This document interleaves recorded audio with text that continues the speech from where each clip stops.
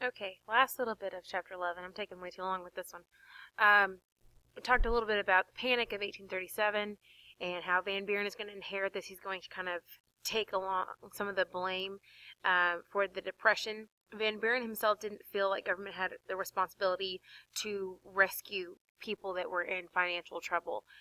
He did believe the government itself should be financially healthy, but he proposes that Congress should delay the distribution of surplus capital. He is going to propose an alternative to storing money in the state banks by storing them in the independent federal treasury. So the Independent Treasury Act 1840 is going to be something that comes in promoted by the Whigs, who fear some of the economic backlash that could have happened at this point with deflation. Van Buren is going to get Western support by backing a lot of the liberal policy with land sales. And the Independent Treasury Act is going to finally pass in 1840. It was repealed in 1841 and then later restored again in 1846. Still, that's going on. Other problems are the slavery debate and the state debates, especially with things like Maine and the border. And we're going to look at that too. New campaigns at this point. We talked a little bit about this with Andrew Jackson, but campaigns are changing as we go through this idea of the age of the common man, and so this kind of log cabin and hard cider campaign, people wanting to appeal to everybody, to appeal to the common man, this log cabin politics where you're going to kind of see yourself as a self-made man, and that's going to be the hero of this era.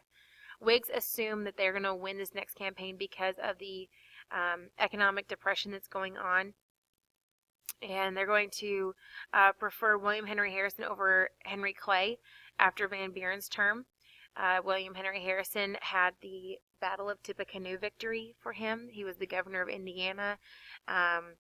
He's the oldest man to this point that we'd had run for president. He was 67, and his vice president nomination with him was John Tyler. And so kind of going along with that Battle of Tippecanoe victory, the campaign slogan was Tippecanoe and Tyler too.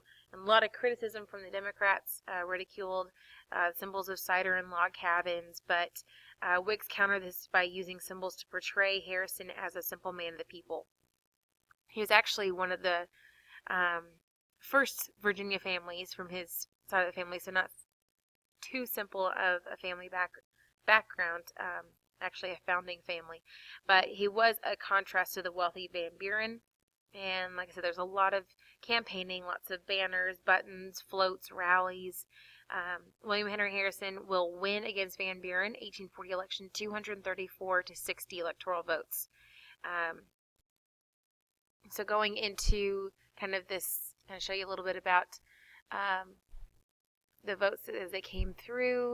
1836, that was Van Buren's election. And then this is some of the imagery for Harrison. This cat, I know this is a very hard visual to see, but that image of him with the log cabin and this kind of, salt of the earth kind of imagery really worked towards the campaign for him. And then here's that election of 1840, 234 to 60 votes. A few more states added in the mix. Okay, so I know that's the end of it, but I thought I would just go ahead and kind of wrap up looking over Jackson's era overall. More people were involved in politics, more voters, as we talked about, the spoil system, the increased democracy, seeing a lot more just more white men involved in politics.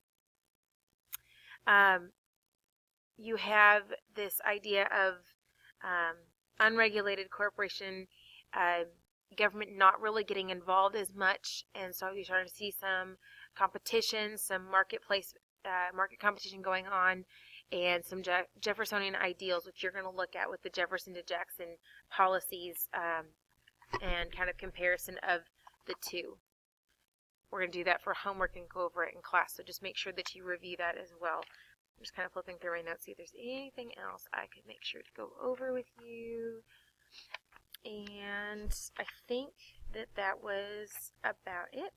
So that should take us to the end of period 4, and I would make sure that you review all your class notes, and I'm going to post a couple of review videos to the website as well, and that should be the end of it. All right.